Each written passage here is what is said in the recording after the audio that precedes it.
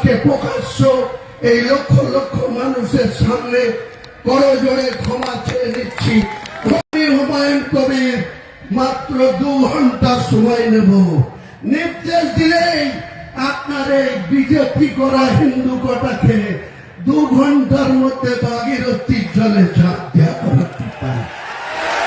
জঙ্গিপুর লোকসভায় মুসলমান ভোট যখন প্রণব মুখার্জিকে ভোট দিয়ে নির্বাচিত সাংসদ করে, সেই মুর্শিদাবাদের মুসলমানরা তখন সাম্প্রদায়িক হয় না, তারা গদ্দার হয় না।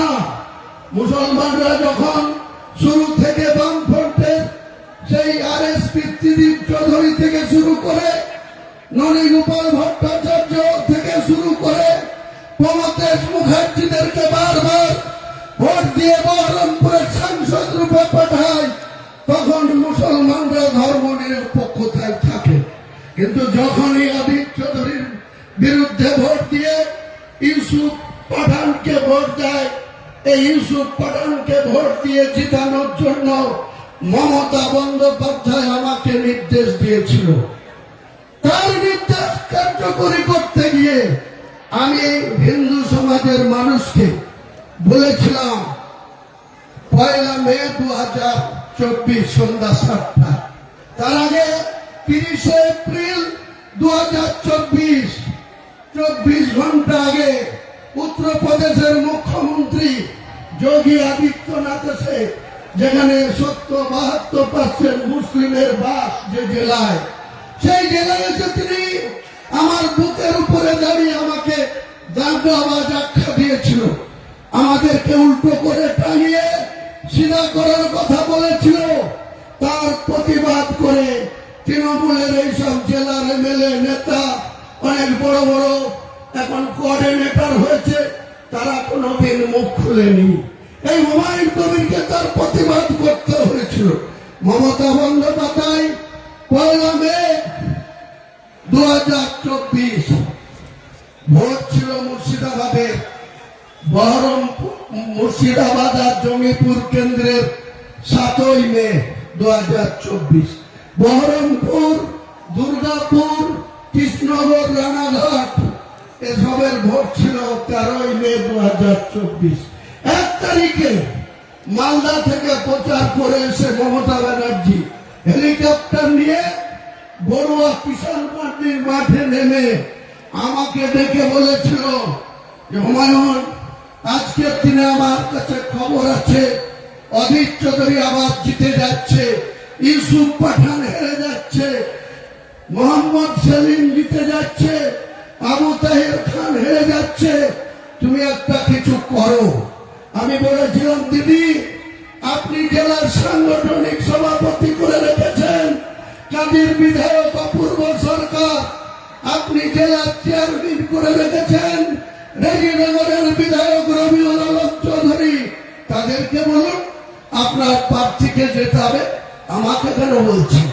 তখন বলেছিল যা হবার হয়েছে, তুমি কেবল, আমি ইউসুফের বাবা মাকে কথা দিয়ে বরোদা থেকে, গুজরাট থেকে বহরমপুরে নিয়ে এসেছি, তুমিই পারবে, তোমার কথা মুর্শিদাবাদের মানুষ শুনে।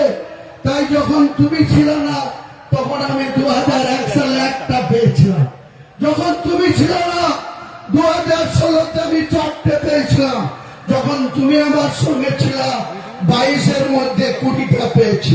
কাজে তোমাকে এটা করতে হবে।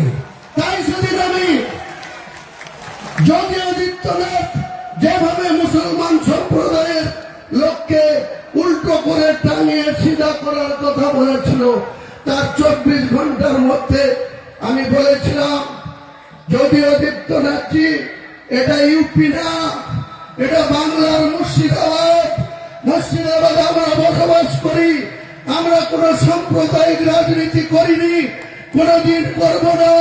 কিন্তু আপনি যদি মুর্শিদাবাদের মাটিতে দাঁড়িয়ে আমাদেরকে উল্টো করে টাঙিয়ে সিধা করতে চান, আমি হুমায়ুন কবির মাত্র 2 ঘন্টা সময় নেব, নির্দেশ দিলেই আপনার এই বিজেপি করা হিন্দু কটাকে 2 ঘন্টার মধ্যে ভাগীরথীর জলে ঝাঁপ দেওয়া করাতে পারে।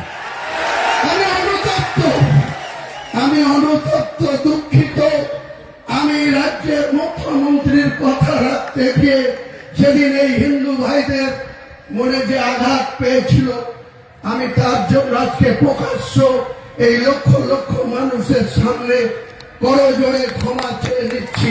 ভবিষ্যতে এরকম মিথ্যাবাদী মুখ্যমন্ত্রীর কথায় হুমায়ুন কবির আর কোনদিন কোন সাম্প্রদায়িক কোন উস্কানিমূলক কথা বা কাউকে জিতানোর জন্য কাউকে আঘাত করার কথা হুমায়ুন কবির বলবে না, আপনারা ভরসা রাখতে পারেন। আমি প্রকাশ্য 1 মে 2024 সন্ধ্যা 7টায় যে কথা বলেছিলাম, সেটার জন্য আমাকে অনেক কথা শুনতে হয়। অনেক হিন্দু ভাইরা মনে করে যে আমি হয়তো সত্যি সত্যি হিন্দু ধর্মের বিরোধী বা সনাতনী মানুষের বিরোধী। আমি আমার লাইফে 63 বছর বয়স, 43 বছরের রাজনীতিতে কোনদিন সংকীর্ণতা কি জিনিস, সম্প্রীতি বিনষ্ট করার জিনিস আমি মানি না।